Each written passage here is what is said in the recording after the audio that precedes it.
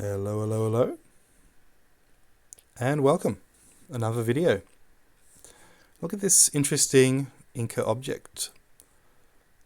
To me it seems almost Byzantine. It's got some old world connection, figures praying, but a sun god in the middle, people worshipping. Interesting.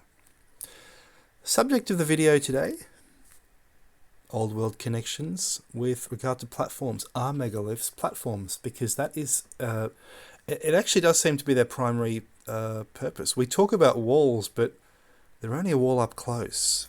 I'd like to show you something in the next slide.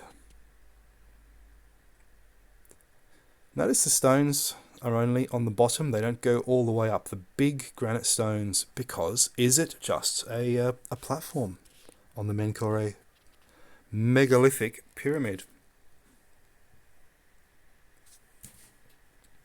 Sacsayhuaman. Very complicated, but is it just there for its own sake? They say it's a fortress, but surely it could have had a huge building on top. Beautiful stone walls, just fascinating. What was on top of these, and what's been removed? This at Kalasasaya, this is again, it's a massive platform for something on top that has been removed, a city or something. It is not just there for its own sake. And people aren't talking about the fact that they really are just platforms. This is not Tiwanaku. It is in Iran. It is Persepolis. And Persepolis is so much like Tiwanaku. It is beyond the comprehension. How big was the Persian Empire really? Was it worldwide? But this may be the pre-Persian Empire. This is built on a massive platform, which only becomes apparent the further away you get. Just amazing. So again, to reiterate, these megaliths, these are platforms of a sort. They were made for housing very big buildings. This is Piranesi's Rome. And do you see the stones here? You see these littered all over. It's just fascinating. Was Rome built on a megalithic platform? Think about it. Think about it, people.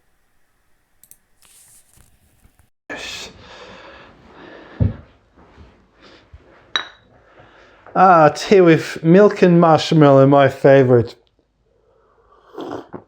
Oh, perfecto. Oh, didn't see you there. Oh, right. Okay. Hey, how you doing? So I was thinking, and it's taken me several weeks to locate this lavalier microphone, so I'm finally able to make a video. Sorry about that monthly delay or whatever. I'd love to spit out a video at least once a month. But I was thinking, in part 2 of my videos, I can always do some reviews or something. So if you've got something to send me, which is worth over $100 to review some product or something to do with the outdoors, just contact me. Anyway, since I've got nothing this week, I'd like to show you something I've been working on in the backyard. Now, your hobby, you can make this about your hobby. Your hobby will not have an off-the-shelf solution for everything you want to do. And that is especially the case with astronomy. You have to make that solution. So I'll show you what I've been doing in my backyard. You might find it rather interesting. Okay, cheers. Well, what do we have here? This is maybe a world first. I've never seen anything like this online. It is a hand roll-off wheelbarrow type shed for a 16-inch Dobsonian telescope. And it's always been my dream to have one of these, but the problem is it's heavy, it's hard to take out. You want to observe for 5 minutes. Do you take out a huge telescope piece by piece, assemble it, collimate it? What do you do? This is a roll-off wheelbarrow style shed made of wood and polycarbonate, very light. I built this over summer. It's on two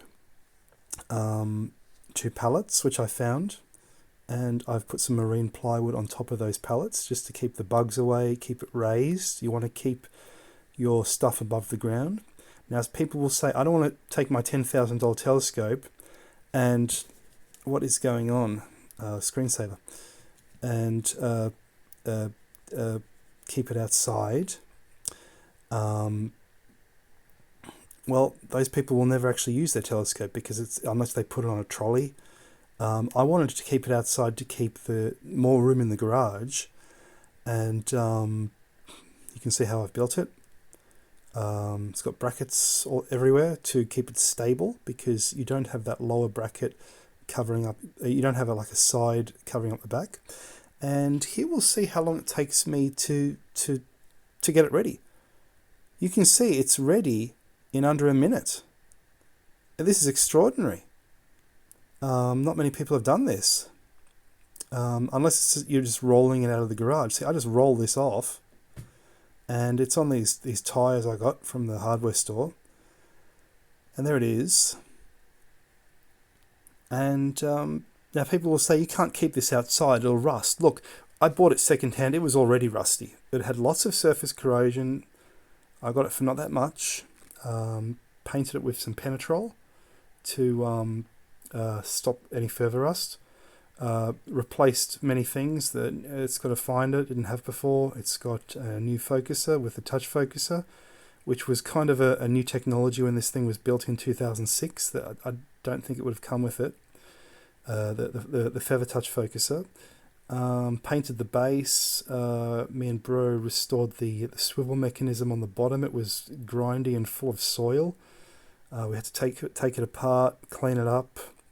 I've built this cover for the front. It was sitting in a chair because the cover was full of soil. We had to take it apart, clean it up. I've built this cover for the front. It was sitting in a chair because the cover and the finder, it's top heavy. And there we are looking down the tube. Hello, hello, hello.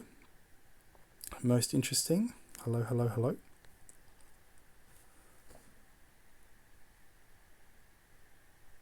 And something like this, the reason for the width of it is resolution.